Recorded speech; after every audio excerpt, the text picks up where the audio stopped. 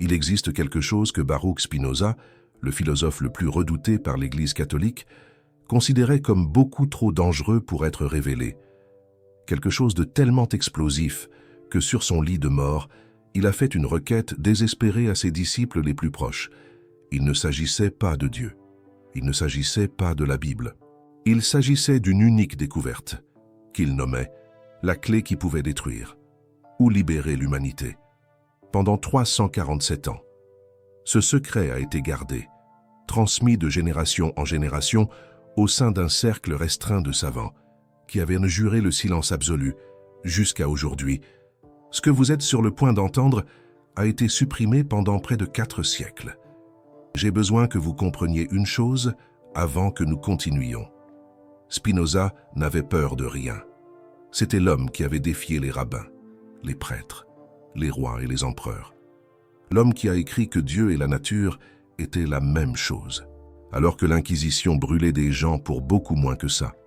Le philosophe qui a prouvé en utilisant une logique pure que la Bible a été écrite par des hommes et non par Dieu. Il ne craignait ni l'excommunication, ni l'assassinat, ni l'enfer que d'autres promettaient. Mais il y avait une chose qu'il redoutait de révéler, une seule vérité qu'il a découverte et qu'il a imploré qu'on l'enterre avec lui. Alors, pourquoi rompons-nous ce pacte maintenant? Parce qu'en 2023, un manuscrit a été découvert dans les archives de la bibliothèque de Rijnsburg, aux Pays-Bas. Un document dont les gardiens du secret eux-mêmes ignoraient l'existence. Une lettre de Spinoza à son ami le plus proche, Ludwig Meyer, datée du 12 février 1677, exactement 9 jours avant sa mort.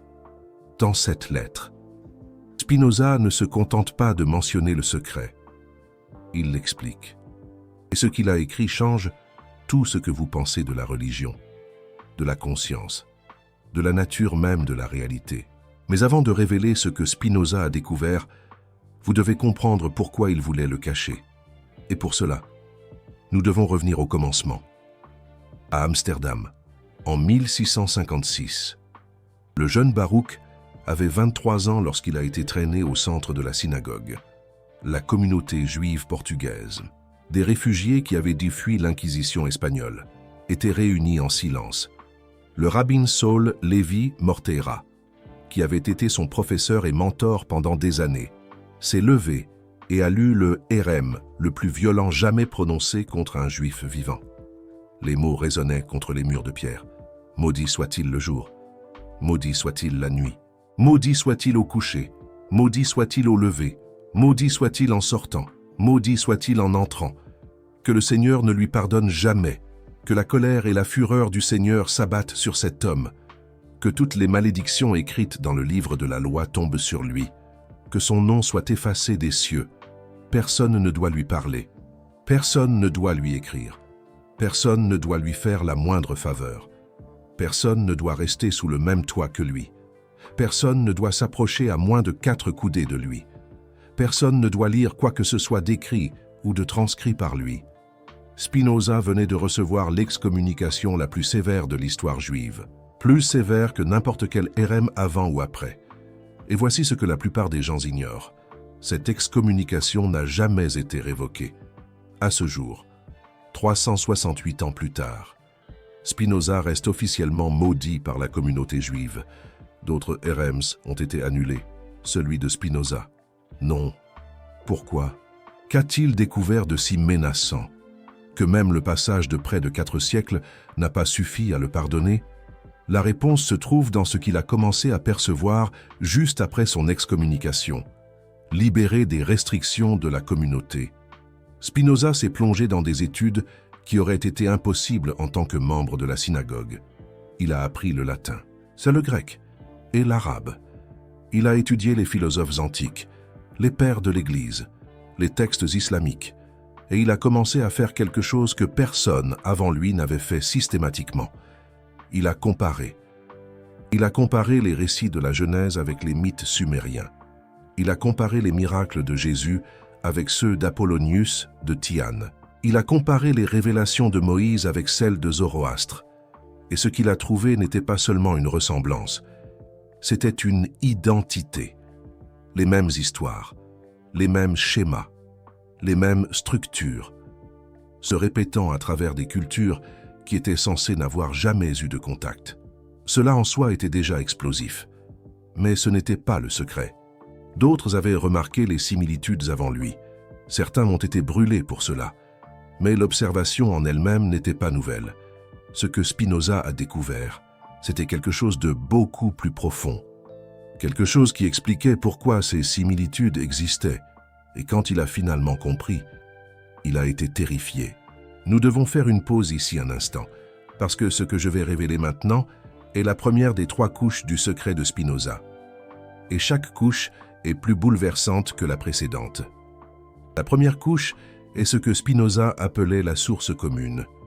Il a réalisé que toutes les grandes religions ne partageaient pas seulement des histoires similaires. Elles partageaient une origine unique, une tradition primordiale qui existait avant toute religion connue, avant le judaïsme, avant l'hindouisme, avant tout système de croyance qui a survécu jusqu'à aujourd'hui. Dans les manuscrits trouvés à Regensburg, Spinoza décrit son investigation. Il a retracé les histoires bibliques jusqu'à leurs sources les plus anciennes. Et il a découvert que plus on remonte dans le temps, plus les traditions convergent, les dieux se confondent, les narrations se simplifient, les rituels s'unifient, jusqu'à ce que l'on arrive à un point, approximativement 10 000 ans en arrière, où il semble n'y avoir qu'une seule tradition, une seule compréhension de la réalité, une seule source. Spinoza appelait cela la religion originelle. Et il a soutenu que toutes les religions subséquentes étaient des corruptions de cette source. Pas des développements, pas des évolutions, des corruptions, des distorsions délibérées faites par des prêtres et des rois pour contrôler les populations. Mais voici le problème. S'il existait une religion originelle, d'où venait-elle? Qui l'a créée? Et comment s'est-elle répandue sur toute la planète à une époque où il n'y avait soi-disant aucun contact entre les continents? Spinoza a enquêté sur cette question de manière obsessive. Et la réponse qu'il a trouvée est la deuxième couche du secret, la couche qui a commencé à l'effrayer. Il a découvert que la religion originelle n'a pas été créée par des humains, du moins, pas par des humains tels que nous les connaissons. Maintenant, je sais ce que vous pensez. Cela ressemble à ces théories farfelues sur les extraterrestres. Mais Spinoza ne parlait pas d'êtres d'autres planètes. Il parlait de quelque chose de beaucoup plus étrange. Il parlait de nous-mêmes. Dans les manuscrits de Regensburg, Spinoza décrit ce qu'il appelle le premier état. Un mode d'existence humaine qui a précédé ce que nous connaissons comme l'histoire, dans cet état.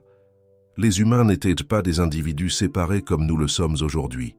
Ils étaient, selon ses mots, des expressions conscientes d'une unique substance, des parties d'un organisme plus grand, des cellules d'un corps cosmique.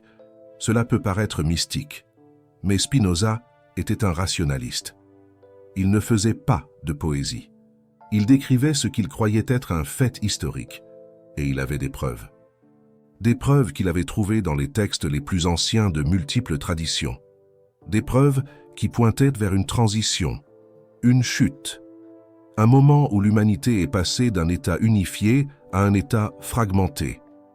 L'histoire d'Adam et Ève dans la Genèse, la chute de l'homme d'or dans la mythologie grecque, la descente d'Inanna dans le mythe sumérien, la séparation de Purusha dans l'hindouisme.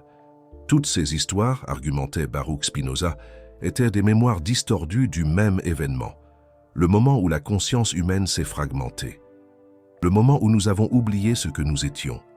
Et la religion originelle, c'était la tentative de se souvenir, c'était la carte du retour, c'était l'ensemble des pratiques et des compréhensions qui permettaient aux humains de se reconnecter avec la source, de récupérer la conscience unifiée qu'ils avaient perdue. Mais alors, quelque chose s'est produit. À un moment donné de l'histoire, un groupe de personnes a découvert comment utiliser ce savoir différemment. Au lieu d'utiliser la religion pour unifier, ils l'ont utilisé pour diviser. Au lieu de libérer, ils l'ont utilisé pour esclavager. Ils ont pris les symboles de la conscience cosmique et les ont transformés en idoles de pouvoir terrestre. Ils ont pris les rituels de connexion et les ont transformés en outils de contrôle. Ils ont pris la vérité et l'ont enterrée sous des couches de dogmes et de peur. Baruch Spinoza a retracé ce processus à travers l'histoire. Il a montré comment chaque grande religion a commencé avec une impulsion libératrice et a été graduellement corrompue. Le judaïsme, le christianisme, l'islam, le bouddhisme. Tous ont suivi le même schéma. Un prophète surgit avec un message d'unité et de liberté. Ses disciples institutionnalisent le message. L'institution devient un instrument de pouvoir, et la vérité originelle est perdue. Mais nous n'en sommes pas encore au secret réel. Tout ce que j'ai décrit jusqu'à présent était déjà suffisamment perturbant. Baruch Spinoza savait que publier ses idées causerait des problèmes, mais il était prêt à les affronter. Il a publié le traité théologico-politique même en sachant qu'il serait banni. Il a écrit l'éthique même, en sachant qu'elle ne pourrait être publiée qu'après sa mort. Il n'avait pas peur de la controverse. Alors, qu'a-t-il découvert de si différent? Qu'était-ce de si dangereux qu'il a imploré qu'on le cache? La troisième couche, le cœur du secret. Et pour le comprendre, nous devons regarder ce que Baruch Spinoza faisait dans les dernières années de sa vie. Officiellement, il polissait des lentilles pour des télescopes et des microscopes. C'était son travail, sa source de revenus. Mais il y avait une autre raison. Baruch Spinoza était obsédé par l'optique. Non seulement comme un métier, mais comme une métaphore et comme un outil d'investigation. Il croyait que la lumière était la clé pour comprendre la nature de la réalité. Et il avait raison. La physique moderne a prouvé que la lumière est fondamentale pour la structure de l'univers. Mais Baruch Spinoza est allé plus loin. Il a commencé à expérimenter, non seulement avec des lentilles physiques, mais avec ce qu'il appelait des lentilles mentales, des pratiques méditatives qu'il a développées à partir de textes anciens, des exercices qui altéraient la perception de formes spécifiques, et à un moment donné, de 1675, quelque chose s'est produit. Baruch Spinoza a eu une expérience qui a tout changé. Dans les manuscrits de Reinsburg, il décrit ce moment avec des mots qui semblent inadéquats pour un rationaliste du XVIIe siècle. Il parle de voir à travers le voile, de percevoir la substance directement, de comprendre, non intellectuellement, mais expérientiellement, la nature de la réalité. Et ce qu'il a perçu l'a terrifié. Baruch Spinoza a vu que la séparation n'était pas un accident. La fragmentation de la conscience humaine n'était pas une chute naturelle. C'était un acte délibéré. Quelque chose, ou quelqu'un, a séparé l'humanité de sa source, a créé l'illusion d'individualité, a construit les murs qui nous maintiennent prisonniers dans nos propres esprits. Et plus perturbant encore, ce quelque chose était toujours actif. Il maintenait toujours la séparation. Il alimentait toujours l'illusion et la religion organisée. Toutes les religions organisées faisaient partie de ce système. Pas la solution, le problème. Pas le chemin du retour, la clôture qui empêchait le retour. Baruch Spinoza a perçu que chaque fois que quelqu'un s'approchait trop de la vérité, il était neutralisé, parfois tué, parfois discrédité, parfois simplement oublié. Il y avait un schéma qui se répétait à travers l'histoire. Jésus, Socrate, Hypatie, Bruno, chacun d'eux avait entrevu quelque chose de la vérité, et chacun d'eux avait été réduit au silence. Et maintenant, Baruch Spinoza comprenait pourquoi. Ce n'étaient pas des conspirations humaines, bien que des humains aient été utilisés.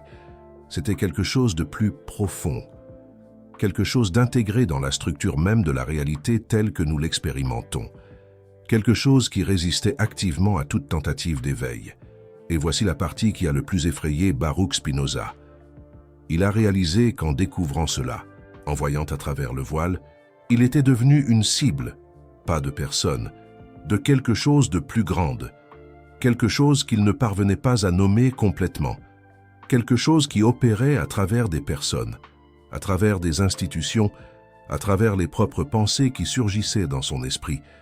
Il a commencé à remarquer des choses étranges, trop de coïncidences, des accidents qui faillirent arriver, des idées intrusives qui le repoussaient loin de sa recherche, et plus perturbant encore. Il a noté que plus il comprenait, plus il tombait malade. Sa tuberculose, qui avait été contrôlable pendant des années, s'est soudainement aggravée. comme si son propre corps était utilisé contre lui. Baruch Spinoza est mort le 21 février 1677, à l'âge de 44 ans. La cause officielle était la tuberculose pulmonaire. Mais dans la lettre à Ludwig Mayer, la lettre trouvée en 2023, il a écrit quelque chose de perturbant. Il a écrit qu'il savait qu'il ne survivrait pas. Pas parce que la maladie était incurable, mais parce qu'il était allé trop loin. Il avait trop vu. Et maintenant, il en payait le prix. Et c'est pour cela qu'il a imploré Mayer de garder le secret. Pas pour protéger le monde, pour protéger ceux qui pourraient être tentés de le suivre. Il a écrit que le savoir en lui-même était un danger, que certaines vérités attiraient une attention indésirable, que voir à travers le voile signifiait être vu par ceux qui maintenaient le voile pendant 347 ans. Les gardiens du secret de Baruch Spinoza ont obéi. Ils ont gardé les manuscrits cachés, ont transmis le savoir uniquement oralement, uniquement à des initiés soigneusement sélectionnés, et ils ont protégé le monde de ce que Baruch Spinoza a découvert. Mais en 2023, tout a changé. La lettre a été trouvée, numérisée, traduite et divulguée. Et maintenant, vous savez ce que Baruch Spinoza voulait garder caché, ou du moins, vous connaissez la version que nous sommes disposés à partager publiquement, parce qu'il existe encore des parties de la lettre qui n'ont pas été révélées. Des instructions spécifiques, des pratiques détaillées, la méthode exacte que Baruch Spinoza a utilisée pour voir à travers le voile. Et c'est ici que je dois être honnête avec vous. Je sais que l'on dirait que je prépare un grand final, une révélation spectaculaire. La méthode secrète de Baruch Spinoza enfin dévoilée. Mais ce n'est pas ce que je vais faire, et je vais vous expliquer pourquoi. Premièrement, parce que je ne suis pas certain que ce serait responsable. Baruch Spinoza était un génie, l'un des plus grands penseurs de l'histoire humaine. Et il était terrifié par ce qu'il avait découvert. Lui, qui n'avait peur de rien, a imploré que cette information soit supprimée. Peut-être avait-il tort, peut-être exagérait-il. Mais, et s'il avait raison? Deuxièmement, parce que l'acte même de révéler pourrait être une partie du problème. Baruch Spinoza a écrit que la connaissance attire l'attention. Que voir signifie être vu. Si cela est vrai, alors répandre cette connaissance à grande échelle pourrait être exactement ce qu'il ne faudrait pas faire. Cela pourrait alimenter la même force que Spinoza a tenté d'éviter. Et troisièmement, parce que, honnêtement, je ne sais pas si je crois à tout cela. Je suis un chercheur, je suis sceptique de nature. L'idée qu'il existe une force cosmique maintenant l'humanité dans un état d'illusion ressemble plus à de la science-fiction qu'à de la philosophie. Mais je sais aussi que Spinoza était plus intelligent que moi, beaucoup plus intelligent, et il croyait clairement à ce qu'il a écrit. Alors, que sais-je qu'il ne savait pas? Ce que je peux faire, c'est vous raconter ce qui s'est passé ensuite, ce qui est arrivé à ceux qui ont ignoré l'avertissement de Baruch Spinoza, parce que l'histoire ne se termine pas en 1677, elle continue, à travers les siècles, jusqu'à aujourd'hui. Ludwig Mayer a été le premier, l'ami le plus proche de Spinoza, l'homme à qui il a confié la lettre avec l'avertissement. Mayer a obéi pendant un temps, il a gardé le secret, il a conservé les manuscrits. Mais la curiosité était trop forte. En 1681, 4 ans après la mort de Baruch Spinoza, Mayer a commencé à expérimenter avec les pratiques décrites dans les textes secrets. Il voulait voir ce que son ami avait vu. Il voulait comprendre par lui-même. En 1682, Mayer est tombé gravement malade. Les médecins n'ont pas réussi à diagnostiquer la cause. Il est mort en 1684, à l'âge de 55 ans. Ses derniers écrits, retrouvés par ses héritiers, étaient remplis de références chiffrées à quelque chose qu'il appelait l'observateur. Quelque chose qui, selon lui, avait remarqué son investigation. Adrian Querbag a été un autre, un ami de Spinoza qui partageait ses idées. Il est allé plus loin qu'il ne le devait. Il a publié un dictionnaire en 1668 qui remettait ouvertement en question les fondements de la religion. Il a été arrêté, torturé, Condamné à 10 ans de travaux forcés, il est mort en prison en 1669, après seulement 1 an. Les registres de la prison indiquent que sa santé s'est détériorée avec une vitesse inexplicable, comme si quelque chose le consumait de l'intérieur. Le schéma se répète. Johannes Colerus, le premier biographe de Baruch Spinoza, a passé des années à collecter des informations sur le philosophe. Il était un pasteur luthérien, pas un adepte des idées de Spinoza. Mais plus il enquêtait, plus il se rapprochait des secrets. En 1706, il a publié sa biographie, soigneusement éditée, avec des parties importantes supprimées. Malgré cela, il est mort mystérieusement 2 ans plus tard, à l'âge de 50 ans. Friedrich Heinrich Jacobi, le philosophe allemand qui a redécouvert Baruch Spinoza au XVIIIe siècle, a eu un destin similaire. Il a plongé profondément dans la pensée spinozienne, a correspondu avec d'autres érudits, a soulevé des questions dangereuses sur la nature de la réalité. En 1785, il a publié ses lettres sur la doctrine de Spinoza, causant la fameuse dispute sur le panthéisme. Jacobi a survécu, mais a passé le reste de sa vie tourmenté par des visions et des cauchemars qu'il décrivait en termes surprenamment similaires à ceux de Spinoza. Plus récemment, nous avons le cas de George Santayana, le philosophe américain qui a dédié des années à l'étude de Spinoza. Il a écrit abondamment sur la métaphysique spinozienne et dans ses journaux personnels, retrouvés après sa mort en 1952. Il y a des passages perturbants. Il écrit sur une présence qu'il sentait lorsqu'il méditait sur les concepts de Spinoza, quelque chose qu'il appelait l'œil éternel, quelque chose qui semblait le regarder en retour. Coïncidence? Peut-être, probablement, mais c'est une liste trop longue de coïncidences. Et le schéma est trop cohérent pour être ignoré. Ceux qui se rapprochent trop du secret de Spinoza semblent payer un prix. Mais attendez, si cela est vrai, pourquoi est-ce que je vous raconte cela? Pourquoi est-ce que je prends ce risque? C'est une question juste. Et la réponse est complexe. Une partie de moi croit que l'avertissement de Baruch Spinoza était erroné, qu'il était terrifié par une expérience qu'il ne parvenait pas à traiter, qu'il a attribué des causes surnaturelles à des coïncidences naturelles. La tuberculose l'a tué parce que c'était une maladie mortelle au XVIIe siècle. Pas parce qu'une force cosmique est intervenue. Une partie de moi croit que, même si Spinoza avait raison, l'information doit être partagée. S'il existe une prison, les gens méritent de savoir qu'ils sont prisonniers. S'il existe un voile, les gens méritent la chance de voir à travers. Le secret a été gardé pendant près de 4 siècles. Et qu'est-ce qui a changé? L'humanité continue d'être fragmentée, continue de souffrir, continue d'être perdue. Peut-être que le silence a été une erreur. Et une partie de moi ne résiste simplement pas à l'histoire. Je suis un conteur d'histoire, et c'est une histoire trop belle pour rester enterrée. Le risque semble en valoir la peine. Mais il y a autre chose. Quelque chose que j'ai découvert en faisant des recherches pour cette vidéo. Quelque chose qui change le contexte de tout. Vous vous souvenez que j'ai mentionné que la lettre de Spinoza a été divulguée en 2023? Qu'elle était conservée dans les archives de Rindsburg? Eh bien, c'est vrai. Mais ce que je ne vous ai pas dit, c'est qui l'a divulguée. Ce sont les gardiens du secret eux-mêmes. Après 347 ans de silence, les héritiers de la tradition de Spinoza ont décidé qu'il était temps de parler. Et la raison est simple. Ils croient que quelque chose a changé, que l'équilibre s'est altéré, que garder le secret est maintenant plus dangereux que de le révéler. Ils ne m'ont pas dit exactement ce qui avait changé, mais ils ont laissé entendre que cela a à voir avec la nature même de ce que Baruch Spinoza a découvert.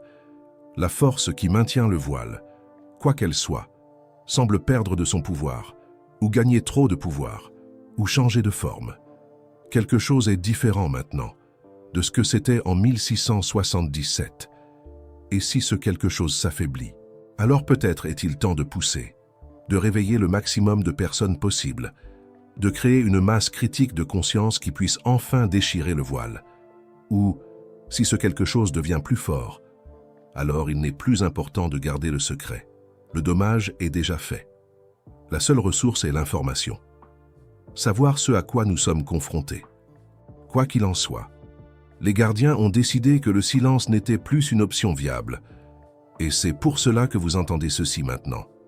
Laissez-moi vous raconter ce que Baruch Spinoza croyait possible, ce qui se trouvait de l'autre côté du voile, ce que l'humanité avait perdu et pouvait récupérer. Il appelait cela la béatitude. Pas la béatitude religieuse, la récompense au ciel après la mort. Non, la béatitude ici, maintenant, dans cette vie, un état de conscience où la séparation disparaît, où vous réalisez directement qu'il n'existe pas un vous séparé de l'univers, que vous êtes l'univers, qui s'expérimente lui-même à partir d'un point de vue particulier. Cela peut sembler abstrait, mais les implications pratiques sont énormes. Dans l'état de béatitude, selon Baruch Spinoza, la peur disparaît. Pas parce que vous devenez courageux, mais parce que vous réalisez qu'il n'existe pas un vous séparé qui puisse être menacé. La mort perd de sa terreur, parce que vous comprenez que vous n'êtes jamais né et que vous ne mourrez jamais. Vous simplement êtes, vous l'avez toujours été, vous le serez toujours. La souffrance change de nature. Non pas que la douleur disparaisse, mais la douleur devient comme une sensation passagère dans un rêve, réelle tant qu'elle dure, mais sans l'angoisse existentielle qui l'accompagne normalement. Vous souffrez, mais vous savez que celui qui souffre est une illusion. Et cela transforme tout. L'amour s'expanse. Pas l'amour romantique ou familial, bien que ceci aussi change, mais un amour cosmique, ce que Baruch Spinoza appelait le amor intellectualis Dei, l'amour intellectuel de Dieu, ou, traduit en termes modernes, l'amour pour la réalité dans son entier, pour le fait qu'il existe quelque chose au lieu de rien, pour l'incroyable, l'impossible, la miraculeuse existence de quoi que ce soit, et le pouvoir. Baruch Spinoza croyait que dans l'état de béatitude, certaines capacités s'ouvraient, pas des pouvoirs surnaturels au sens populaire, pas de lévitation ou de télépathie, mais une capacité amplifiée de comprendre, de voir des schémas, d'anticiper des conséquences, d'agir de façon qui semble impossible pour la conscience fragmentée normale. Il a écrit que les anciens prophètes, ceux dont les paroles sont devenues la base des religions, avaient des aperçus de cette capacité. Ils n'entendaient pas les voix d'un Dieu extérieur. Ils accédaient à des couches plus profondes de leur propre conscience, la conscience qui est partagée par tous, la conscience qui est la substance de tout. Et voici l'ironie que Baruch Spinoza a aperçue. Les religions ont été créées pour amener les gens à cet état, mais elles sont devenues le plus grand obstacle pour l'atteindre, parce qu'elles ont remplacé l'expérience directe par la croyance. Elles ont remplacé l'investigation par le dogme. Elles ont remplacé la liberté par l'obéissance. Et elles ont construit des couches et des couches de distraction entre les gens et la vérité qu'ils étaient supposés rechercher. La méthode de Baruch Spinoza était simple en principe, difficile en pratique. Elle impliquait 3 éléments. Premièrement, la raison.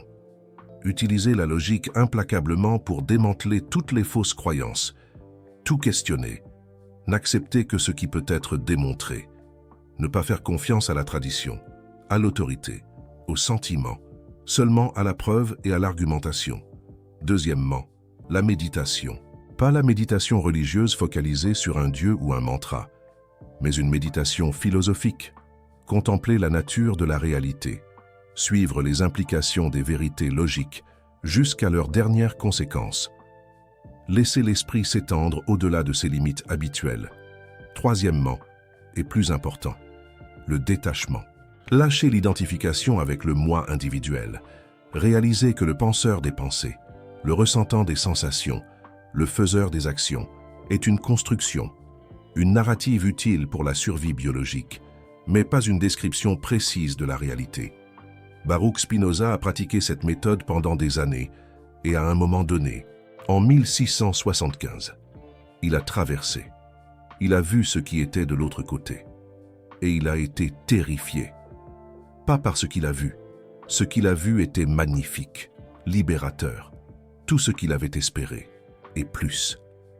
Il a été terrifié par ce qu'il a vu, en le regardant de retour.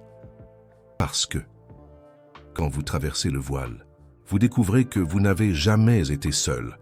vous découvrez que quelque chose vous a observé tout le temps, quelque chose qui ne veut pas que vous vous réveilliez, quelque chose qui a construit le voile, précisément pour vous maintenir endormi. Et quand vous menacez de vous réveiller, ce quelque chose le remarque. Baruch Spinoza ne savait pas ce qu'était ce quelque chose. Il était trop prudent pour donner des noms à des choses qu'il ne comprenait pas. Mais il savait que c'était réel, aussi réel que tout ce qu'il avait jamais expérimenté. Et il savait que c'était dangereux. Dans ses lettres à Lodwijk Mayer, il spécule sur la nature de cette force. Peut-être était-ce une sorte de système immunitaire cosmique, quelque chose qui maintenait la stabilité de l'univers en empêchant des parties de devenir conscientes du tout. Peut-être était-ce une forme de vie, non biologique, mais informationnelle, qui parasitait la conscience fragmentée.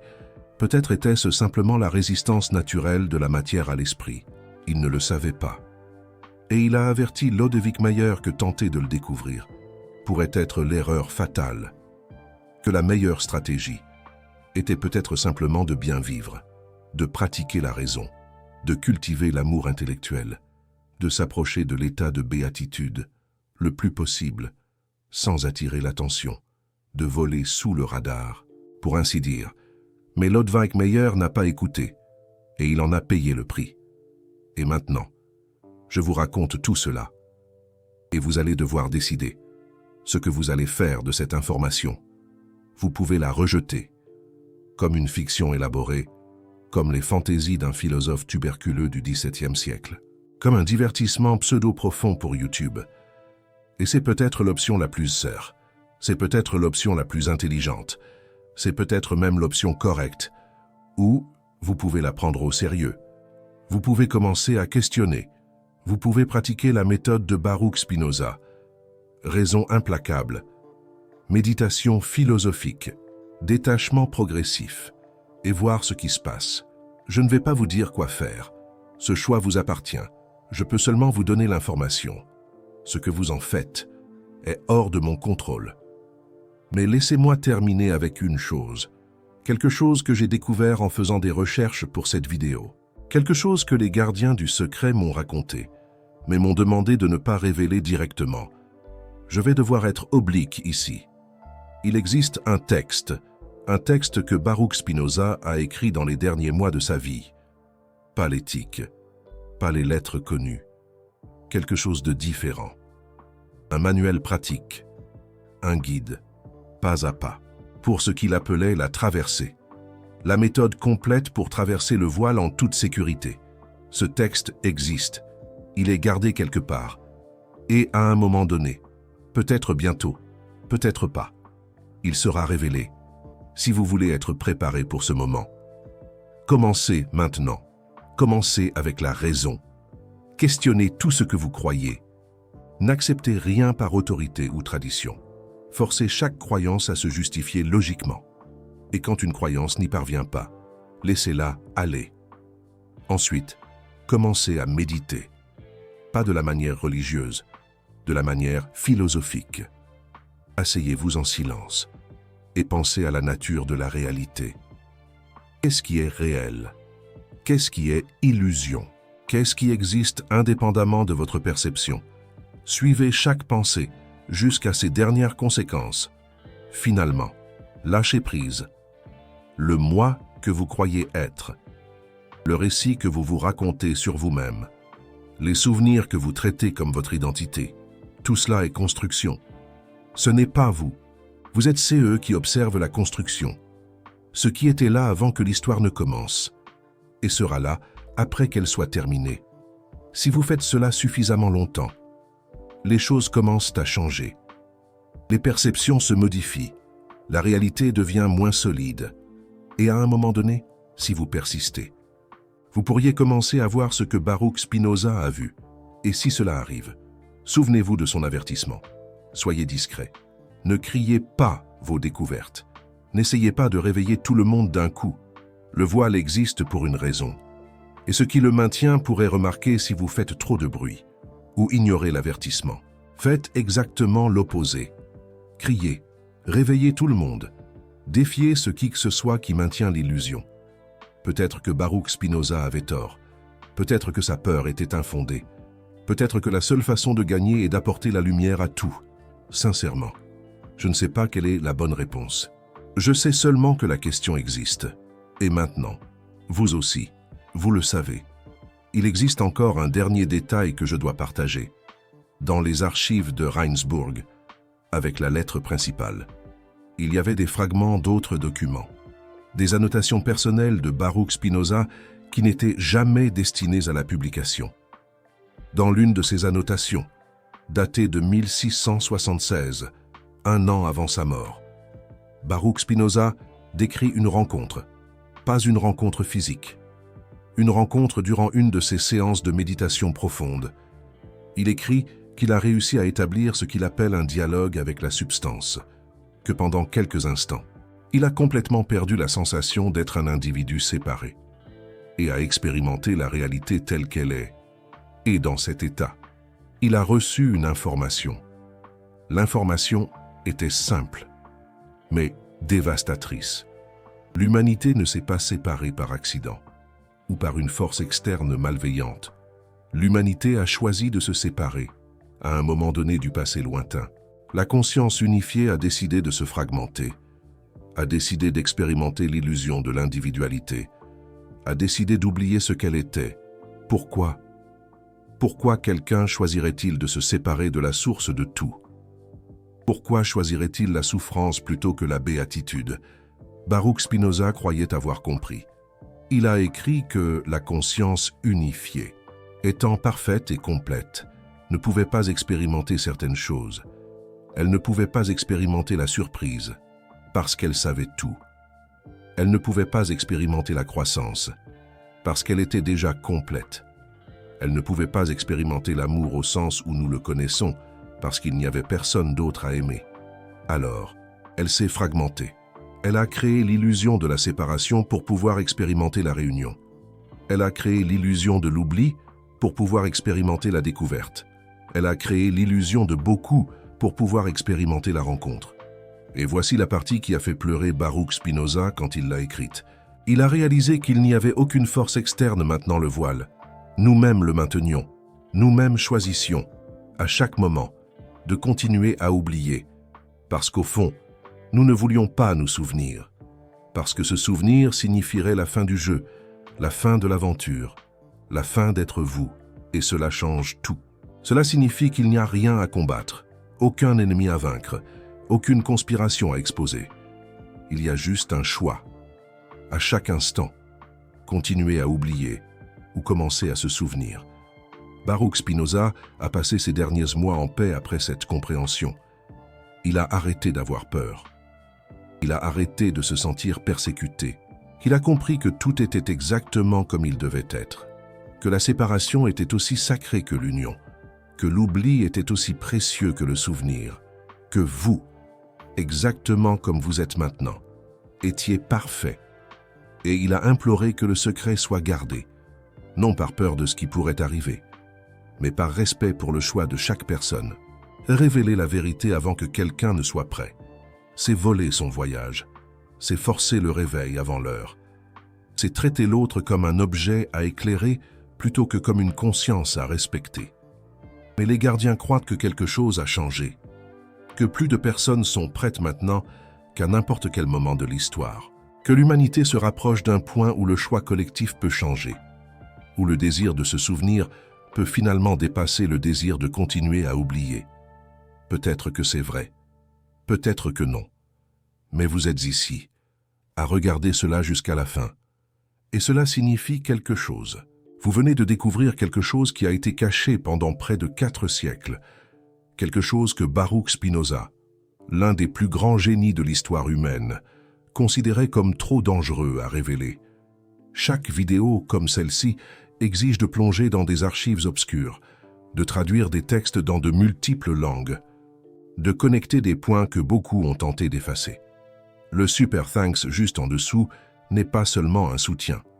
C'est vous qui dites que vous choisissez la vérité plutôt que le confort, que vous préférez les questions difficiles aux réponses faciles, que vous faites partie de ceux qui osent regarder à travers le voile. Commentez ci-dessous. Allez-vous suivre l'avertissement de Baruch Spinoza? ou l'ignorer? Team prudence ou team révélation totale? Cette décision pourrait être plus importante que vous ne l'imaginez.